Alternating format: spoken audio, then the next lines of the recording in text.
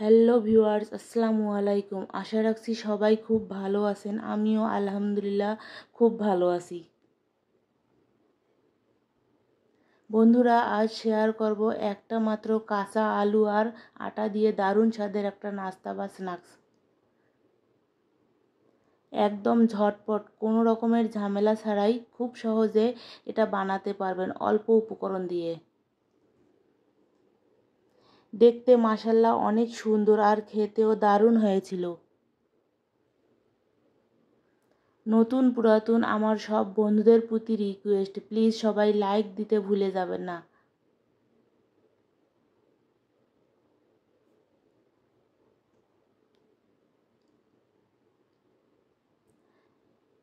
দেখুন বন্ধুরা, ভিতরটা কতটা ফাঁপালো আর পারফেক্ট হয়েছে, দেখে অবশ্যই বুঝতে পারছেন। চলুন বন্ধুরা, কথা না বাড়িয়ে মূল ভিডিও শুরু করি। Welcome to my JF kitchen. প্রথমে কড়াইতে 3 টেবিল চামচ মতো তেল দিব। ওই তেলে 1 চা চামচ করে হলুদ ও মরিচের গুঁড়া দিব। এ সময় চুলার তাপ একটু কমে রাখবেন, নয়তো মশলা পুড়ে যাবে। এখানে বড় সাইজের একটা আলু গ্রেট করে ধুয়ে নিয়েছি।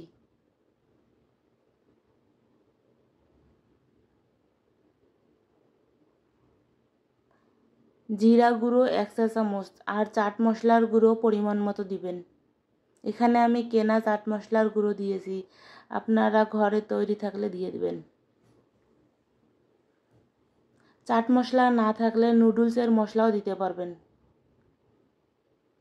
এখন 2-3 মিনিট নেড়ে মিশিয়ে নিতে হবে।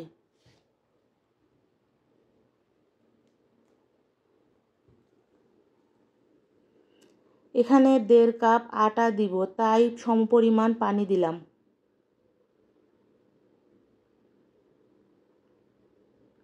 এখন ঢেকে না দিয়ে ভালো করে ফুটে আসা পর্যন্ত অপেক্ষা করতে হবে। আর হ্যাঁ, আগে লবণ দেইনি, তাই স্বাদ মতো লবণ দিলাম।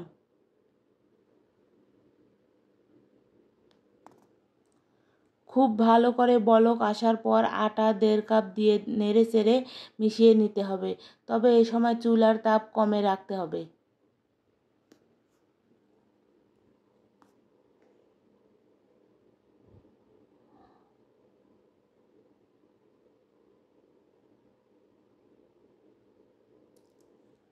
দেখুন হাতে লেগে যাচ্ছে না, একদম পারফেক্টভাবে সিদ্ধ হয়ে গেছে। এখন ঢেকে কিছু সময় হালকা ঠান্ডা করে নিতে হবে।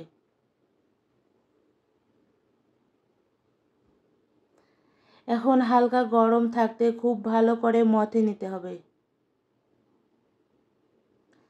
এখানে মথে নেওয়ার সময় কোনো প্রকার আটা দিতে হবে না, কারণ তেল দেয়া আছে, তাই আর আটার প্রয়োজন নাই। সেই ডো থেকে অর্ধেক পরিমাণ নিয়েছি, এখন বেলে নিব। অবশ্যই 1/2 ইঞ্চি মোটা রেখে বেলে নেবেন। সরি বন্ধুরা, এখানে সামান্য পরিমাণ কর্নফ্লাওয়ার দিয়েছি, সেটা দেখানো হয়নি। এখন নিজের পছন্দ মতো শেপে কেটে নেবেন।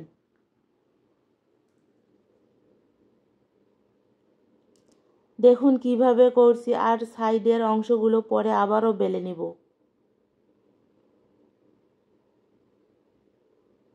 বন্ধুরা, যারা এখনও আমার চ্যানেলটা সাবস্ক্রাইব করেন নাই, প্লিজ সাবস্ক্রাইব করে আমার পাশে থাকবেন। আর পাশে থাকা বেল বাটন অন করে রাখবেন, প্লিজ, আমার ভিডিও সবার আগে পেতে চাইলে।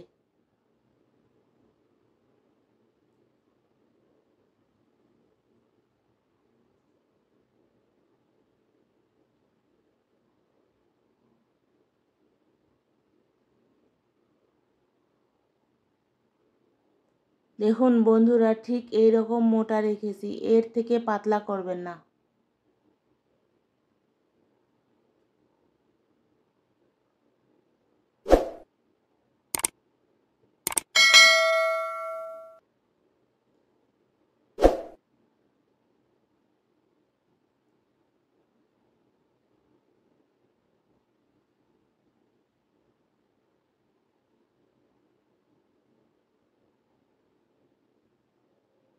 একইভাবে আবারও কেটে নিয়েছি।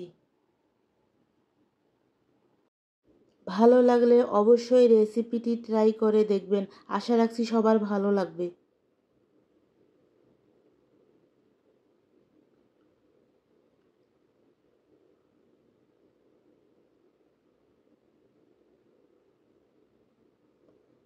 এই ডিজাইনের গুলো হয়ে গেছে, এখন কিছু নাস্তা রাউন্ড শেপে কেটে নেব।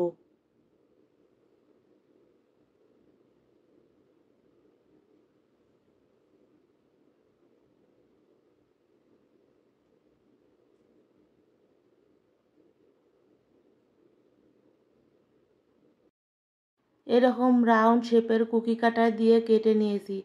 কুকি কাটার না থাকলে আপনারা যে কোনো গ্লাস দিয়ে কেটে নিতে পারবেন। একইভাবে বাকি সব কেটে নিয়েছি। চলুন বন্ধুরা, এখন ভেজে দেখাবো। ভাজার জন্য পর্যাপ্ত পরিমাণে তেল দিতে হবে।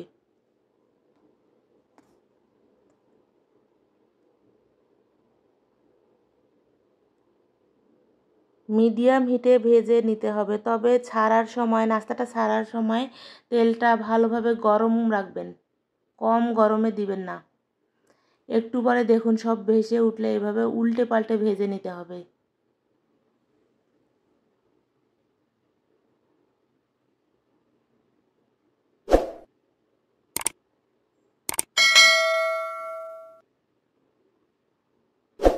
দেখুন কতটা সুন্দর হয়েছে দেখতে কালারটা। এখন তেল ঝরিয়ে উঠিয়ে নিতে হবে।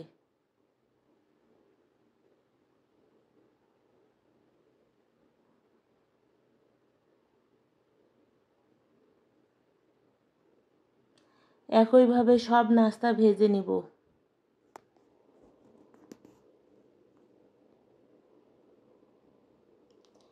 একটা পাশ একটু শক্ত হলে তারপর উল্টে পাল্টে ভেজে নিতে হবে। যতক্ষণ পর্যন্ত ভেসে না উঠবে ততক্ষণ পর্যন্ত উল্টে দিবেন না। একদম কম সময়ে ঝটপট কোনো রকমের ঝামেলা ছাড়াই এই স্ন্যাক্সটি বানিয়ে নিতে পারবেন।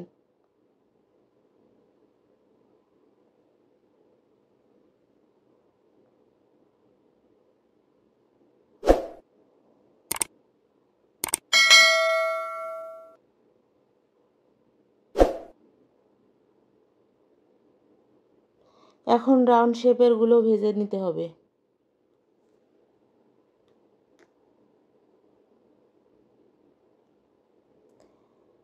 দেখুন বন্ধুরা, খুব সুন্দরভাবে ভেসে উঠছে।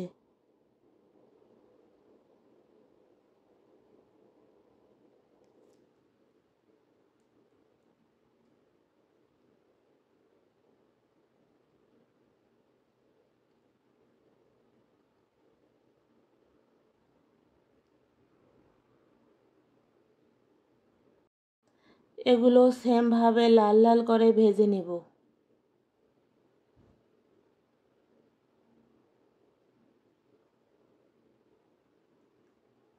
হয়ে গেছে, এখন তেল ঝরিয়ে উঠিয়ে নিতে হবে।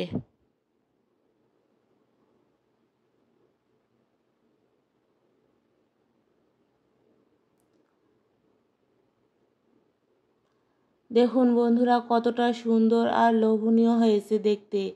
আর এখন একটা ভেঙে দেখাবো ভেতরটা কেমন হয়েছে দেখুন। দেখুন উপরটা ক্রিস্পি, ভেতরটা সফট আর ফাঁপালো। ভিডিওটা সময় নিয়ে দেখার জন্য সবাইকে অসংখ্য অসংখ্য ধন্যবাদ। পরবর্তীতে নতুন কোনো রেসিপি নিয়ে হাজির হব। আল্লাহ হাফেজ, আসসালামু আলাইকুম।